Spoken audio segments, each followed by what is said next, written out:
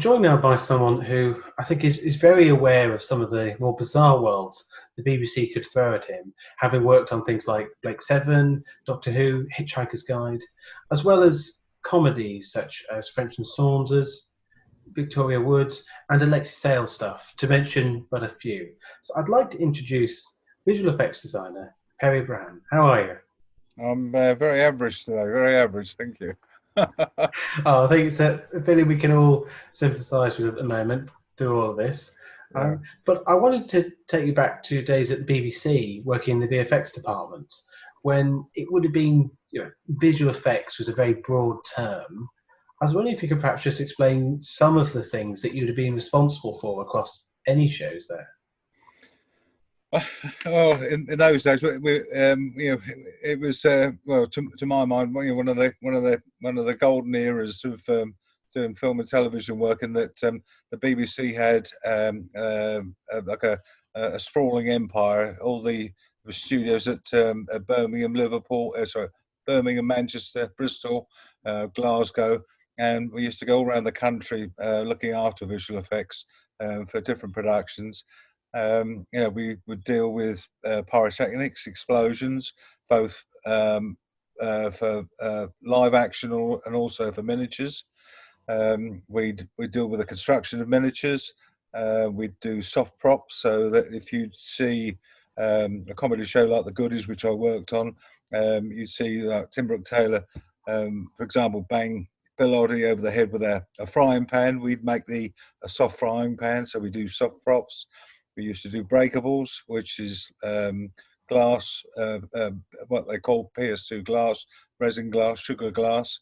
In fact, we did all the stuff that nobody else wanted to do or could do in the BBC, because it was either too much aggravation or nobody had a clue how to do it. And I count myself very fortunate in that I worked with 60 other people who were lateral thinkers, and it was a great learning experience for me.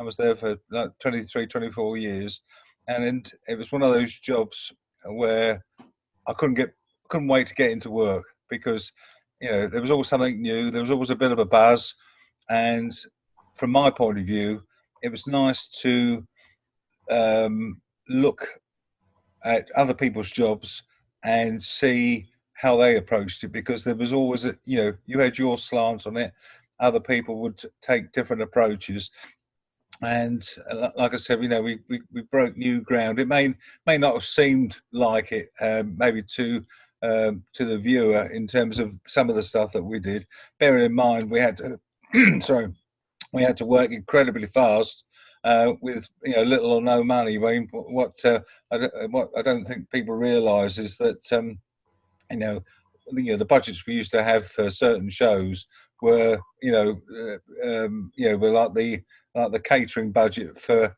a film opening. So it was very, very restrictive. But the nice thing about it is that it allowed you to push things a bit further in terms of what you did. Like I said, it was a great learning experience. So how would you first found yourself working in the department? Was it always the intention to go into television? My passion started with a little program called Thunderbirds. I was lucky to get a model sent to me, because I made a visit up to visual effects back in the early 1970s, and when I was at school, I tried to hone my skills to better equip myself to do effects type work. I managed to get into the BBC through another department. This was back in 1974, and I was lent to visual effects for three months on what they called a holiday relief attachment. I was there for 3 months. Came back to my old department for I think it was about a month, and then they asked me back, and I was then there for like I said, for another 23 years. So, like I said, it was it was a fun place to be. Fun place to be. It was jolly hard work, but like I said, a lot was learned. So something like Doctor Who, I suppose it's inevitable that you're going to come into contact with it at some point whilst working there. Oh well, yeah. I mean, the thing is, like I said, there were 60 people there, and at that period of the time between the 1970s to the mid 1990s, there was a lot of call for physical effects as well as all the other bits and bobs that we used to do, and Doctor Who was one of the one of our, if you like, one of our major employers. There was other shows like Captain Zepp, Hitchhiker's Guide to the Galaxy, and the like, which would sort of use 6 to 8 people in terms of labour content to do a show, and then sometimes we draft in even more people for particular episodes. But like I said, I think from what I can remember, the majority of people at some point or other worked on Doctor Who. Whether it be either working in the studio, doing the miniatures, doing prosthetics work, because we had a sculptural department, doing mold making. So, if they didn't work directly in the studio, they contributed to it, using their talents in other ways in the preparation for the show. And of course, as you said, the department was so broad ranging. Would you particularly have a specialism? Of course, everyone had to do a bit of everything, but was there one aspect that you particularly focused on? I think the majority of people, we were sort of jack of all trades, and like you say, we were master of a few. There were some people that had a passion for prosthetics work. I mean, I was I was good on the lathe, so I used to get a lot of the turning jobs. If you wanted a bit of perspex turned or aluminium or whatever, I was really fast at that. Other people were really good at whittling away at a bit of styrofoam to make a monster or whatever. So really, it was just really looking at what we had to do, looking at who was available, and then deploying their talents to do the particular jobs that are the quickest, or to the standards required. And so, in terms of Doctor Who, as an assistant, you worked alongside Dave Havard and Matt Irvin. Yeah. Was it a particularly complicated show at that point? When I first started, we were very fortunate insofar as we always had a clear idea as what was expected, in terms of we used to have things called yellow sheets, which were specific effects requests, where the director would sit down with the script and go through thoroughly what was required. Then we'd have to cost it, and depending on either the cost or the time implications involved, they either kept it in, or we found another way around to achieve it. But as time went on, unfortunately, the run up to shows became tighter and tighter, and like with the shows I did, Silver Nemesis and Happiness Patrol, we were really up against it compared to the 10 years previous, where I worked with Dave Havard and Matt, where it was a bit more relaxed.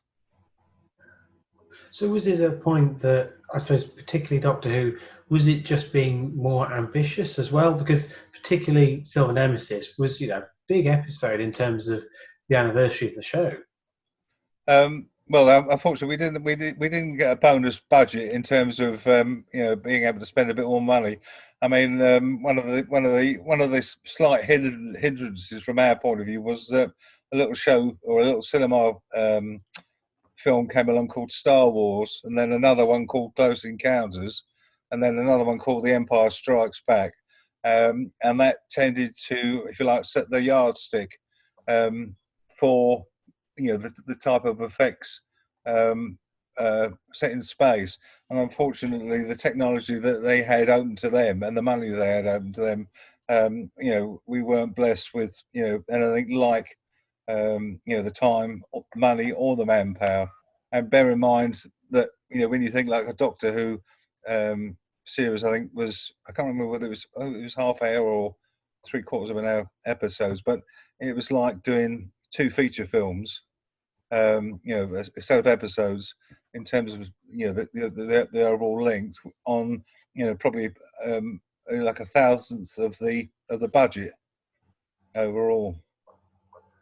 So something like Silver Nemesis, a lot was done on location. You had model shots, pyrotechnics, all the elements that I suppose you could ask for from a VFX department. So was that a particularly busy show for you in comparison to other jobs you'd done? Well, yeah. I mean, I mean, one thing I remember in particular was the guns. We had the cyber guns, and the ones, the guns for the Happiness Patrol. And I remember saying to John Nathan Turner, I said, "Are we going to? Am I going to make you dummy guns to keep the price down?" He said, "Oh no, we want them to fire." And then he said, "We want multiple chop guns as well." So we had to design little electronic circuits so that the Cybermen could fire the gun individually. Bear in mind they had these like cricket type gloves on, so they had to be sort of like foolproof in terms of being able to fire them. And then we had to have a little switch which would allow them to act as though it was a rotary cannon, where it was like a quick fire unit. And because again the budget constraints, what we had to do was make the nozzles interchangeable between the two guns, and have all the mechanics on the inside of one gun transferred over to the other gun, so that we again could use save a bit of money and have a gun that actually physically fired. But like I said, the Doctor Who was whoever was designing it, it was always a challenge to try and come up with props and designs that would be cost effective to make, robust enough to cope with actors, because unfortunately actors are not the gentlest of people when they're handling props, especially if they've been specially made. And I can remember going to I can't remember if it was Blake Seven or another space show, but I made one gun out of metal, and this guy still managed to break it. So again, when it came to Doctor Who, it was trying to make the props as robust as possible, because you've got to spend time repairing them in the evenings. It was one, it was expensive, because you're having to pay overtime to get them sorted out, and it was I think we had about probably about 8 or 9 cyber guns. So if they broke all of those, we were up the Khyber, so to speak. And in terms of things like model shots, of course, you design whatever it is, for example, the Cyberman ship, and you show it to the director. Once that design has been approved, are you very much just left to get on with it, or how much involvement is there with the rest of the production? I think it was John Aspridge was the set designer. He designed the doors that the Cybermen came out from on location at I think it was Greenwich. He gave us the drawings for those about 6 weeks before we went to do the location, and so what we had to do was design the spaceship around the doors, rather than design the spaceship and then say to John, do your doors like this. So the spaceship was like, if you like, reverse engineered to suit the set designer. But it's like everything else, really. It's you try and flex where you can to try and make things work, and and also make it as believable as you can for the money that you've got. And something like the Happiness Patrol, you also had the challenge of lots of gunge, supporting artists being covered in red gunge that, would need take after take. Was something like that a bit of a relief when you see it on a call sheet? Because it's not as demanding as, I imagine, as a model shot or a specialist prop. Obviously, it's messy, but perhaps a little bit more straightforward. Well, that was my bread and butter, the gunge. I was the chap that eventually the was it the in the Knowles house party type gunge. I did a program called Double Dare, which was a kids show that again had coloured guns. But they think about that was that they wanted it in such volume, and the BBC being the BBC, this stuff was incredibly slippery. So we had to be, you know, very, very, very, very careful about how we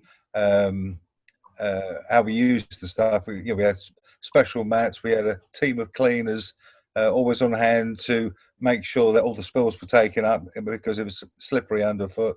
But the thing about it was, it looked good. And it was whether it be a kiddie show or whatever, with the rich colours that we used to employ, it used to look visually very good on the screen compared to some of the other materials that other people have used in the past. And how did Doctor Who compare to other science fiction shows at the time? Things like Blake Seven, Hitchhiker's Guide. Was it a particularly sort of busy show for you, or did it allow you to push yourself in a different direction, perhaps in the design of some of these props that weren't perhaps so space age? It could be a bit more out there.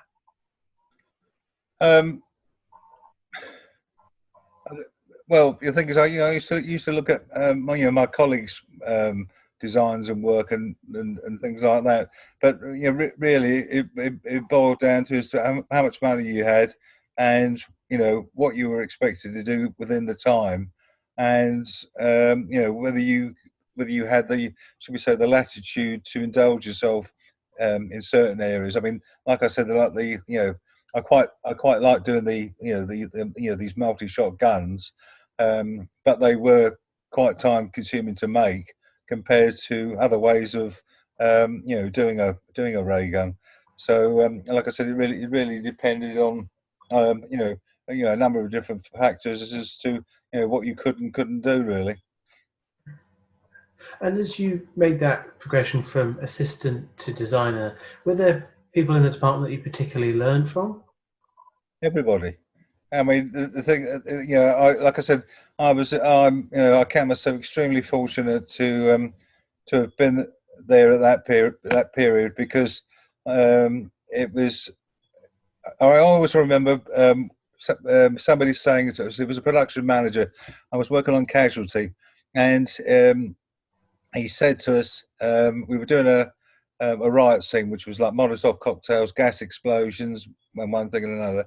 And he said to me at the end of the shoot one night, he said, "I watched all your chaps, and not one of them has done the same thing twice.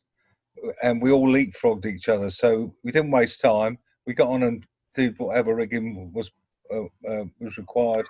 And that was the nice thing about the department, in that everybody, there was no, for the most part, there was no personal issues that you sometimes get in other work environments. Everybody worked for a common cause. Everybody worked jolly hard. And like I said before, it was nice to look at how people would approach a problem. Would you do it the same way? Would you use the same materials? Everybody would bring their individual talents. And the best thing about the department was that that everybody was free with their advice or their their visions of how to maybe overcome an obstacle. So like I said, it was always a joy to come into work and get on and do stuff, even though some of the stuff was either really fiddly, really arduous. But the fact that everybody pulled together, it made a hard job a lot lighter. And you said, space shows were sort of your bread and butter in the department, but I imagine comedy must also have been something that kept you very busy? Because things like Alexis Sales stuff, Victoria Wood, that with more sketch shows must have had some very outlandish prop requests that aren't things you can get off the shelf. Yeah, I mean, Victoria Wood. I remember working on that. They wanted a car to bounce up and down as though people were having a bit of fun in the back. And we got this. I think it was a Skoda car. We took the back shock absorbers off and substituted air rams. And they wanted the car to rock left and right as though the people were inside it having a bit of fun. But we could make this thing rock backwards and forwards, and depending on the air pressure, we could make it sort of move. The tail of it move up and down to the extent we could make the back of the car jump off the floor. And when we showed the director all that it could do, he was going to, he was going to write more into the script to feature the car. It was, that was a fun thing to do.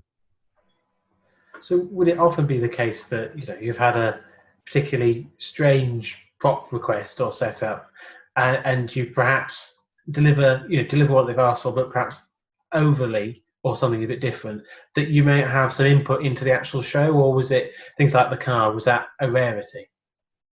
No, I mean, another thing I did was like Emma Thompson. They wanted a swimming pool filled with custard, which is like an offshoot of the gunge. And I remember taking Emma Thompson like 4 buckets of gunge, all of different consistencies, because one of the things they wanted to do was to make it look like custard. And unfortunately, custard, is quite a thick material if you were to eat it, generally speaking. But they had to swim in it, so it was 1, to get the right colour, 2, to get the right consistency, 3, to do it in such a way that it was the right temperature, because if it was too cold, it would cause the artist discomfort in the studio. If it was too hot, they couldn't swim in it because it was too hot, because there's a gelling effect that happens. And the other thing was that if like I said, if you don't try and find a happy balance, you wear the artist out because it's so thick they can't swim through it. So like I said, there's problems that you run up against that maybe either seem simple at the outset but are a lot more involved, and then vice versa, some you think are going to be a lot more troublesome,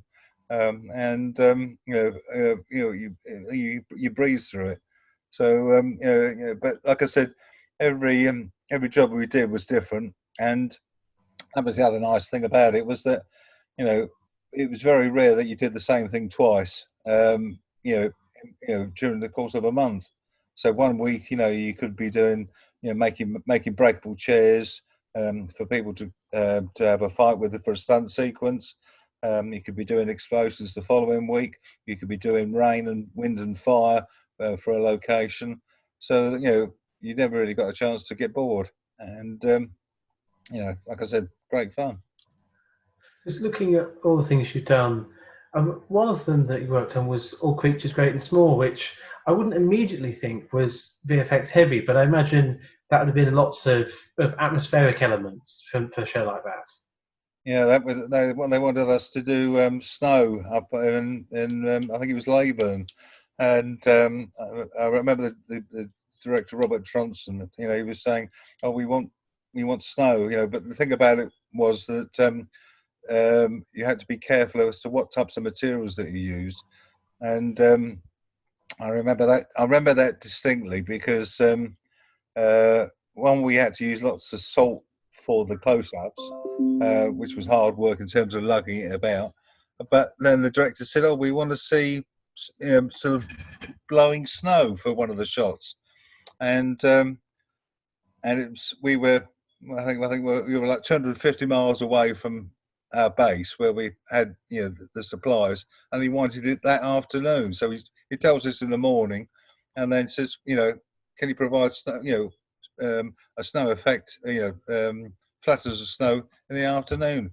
So I had to send everybody out buying Lux Flakes to all the supermarkets nearby to try and simulate wafts of snow coming in through the door. You have to be a sort of very had to use your ingenuity as well for certain jobs. So that was another thing to smile about, because the other thing I remember getting back to the pub in the evening, and where everybody had been sort of shaking the snow in the wind. Everybody's necks were starting to foam up with the suds of the flakes, because it had rained on the way back, and obviously the rain had got back in the backs of our collars, and we were starting to froth up whilst we're having our drinks, which was of great amusement to the locals. So it's clear that every job was different. Are there any particular jobs that jump out at you, or perhaps directors that particularly pushed you in a way you hadn't expected? No, like crikey, having done so much stuff, it's a job to pick out one particular thing. I think one of my favourite jobs was the goodies, because that was a combination of a wide range of effects, and almost certainly on location, almost every other shop was an effects shop. We had I think it was about seven or eight of us, plus a couple of drivers who used to give us a hand as well. And the director was Jim Franklin. He was a very clever guy in terms of how he used to direct stuff. And that was 3 or 4 weeks down in Weymouth, as I recall. But the weather was good. There was lots of stuff to do. And it was very, very fast paced. But again, if somebody said to me, right, in retrospect, would you be happy to work for nothing and do that show? I think now I'd say, well, yeah, I'll be happy to provide my services free of charge, because it was one of those jobs where, on the one hand, there's some jobs that were very, very difficult, and the goodies was one of those jobs where it was bliss. Well, I think on the note of a fantastic and classic show, and clearly a very happy job, I'd just like to say thank you very much for your time, Perry.